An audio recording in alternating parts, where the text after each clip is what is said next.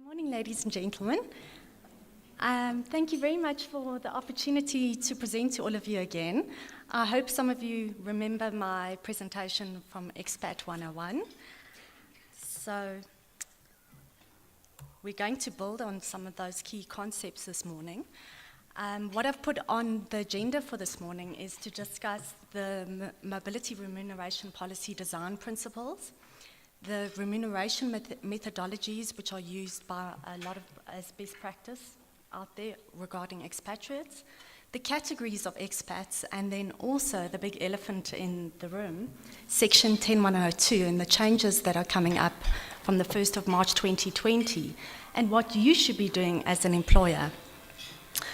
So the object of my presentation this morning is to actually give you more flesh and delve deeper into some of these concepts, because now you've all graduated from Expat 101 and you remember everything, I hope.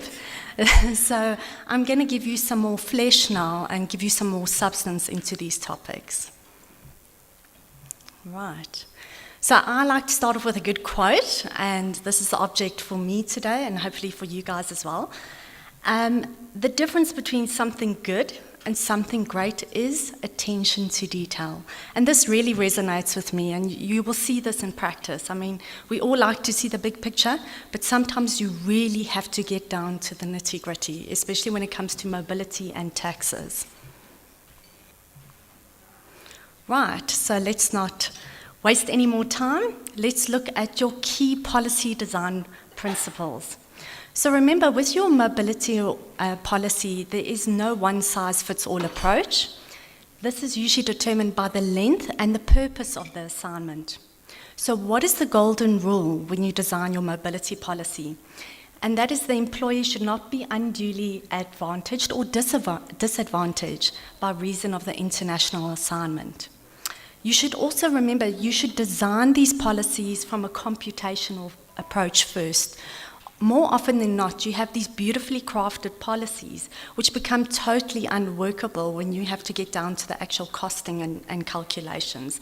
So this is imperative. And also, when you design your policy, you need to integrate input from your finance teams, your legal specialists. It should not be done in a silo effect or in isolation.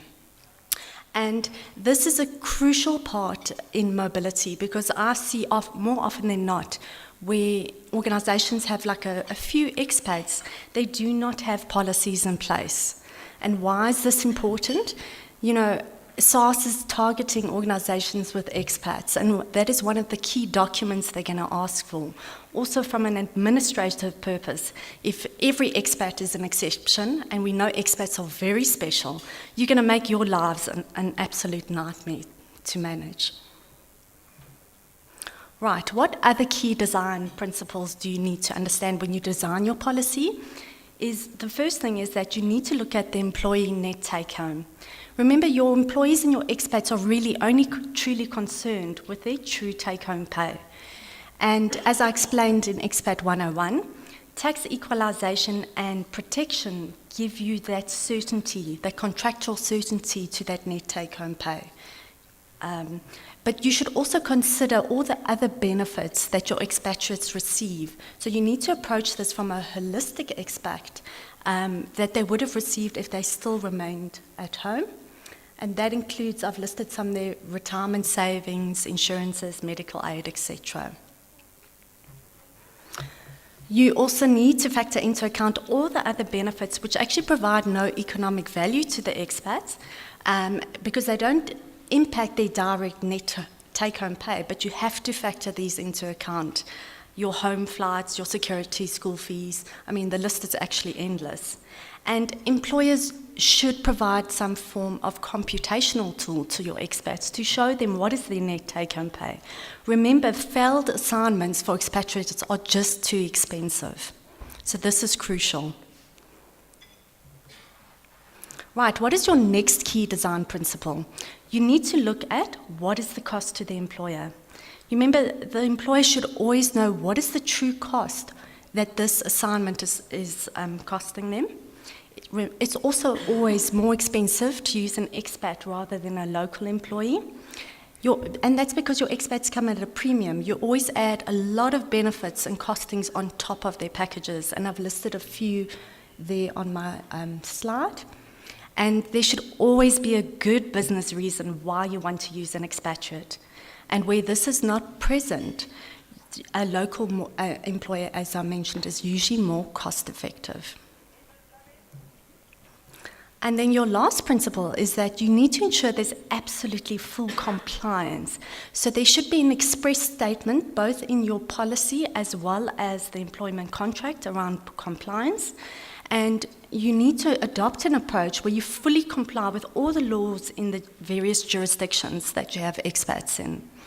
And remember, compliance is very broad. It extends further than just one area like tax, visas, and I've listed quite a few. You've got to consider all these options, and it becomes quite technical and complex. When I was in Hatch, I also administered the HRIS system, and you've got to factor those labour practices into like your leave quotas, for argument's sake. And remember, these compliance rules can extend fully to your local laws, as well as the employer's internal policies. So a nice practical example here was when we sent expats to Saudi or the Middle East, the guys who wanted to gym had to wear long pants and comply with those local laws and regulations. They were not allowed to show flesh or any skin. The same with drinking habits. When we had expats to Madagascar, South Africa is unfortunately known to have a high AIDS rate. So one of the conditions were that the expats would not fraternize with any of the locals. And remember, this is actually, I know we laugh and we don't take it seriously, but it actually is, because you can risk reputational damage in the country and hamper, further business opportunities in there. So these things, unfortunately, expats are not always good. These things are absolutely crucial that your expats understand the repercussions if they don't comply with all these regulations.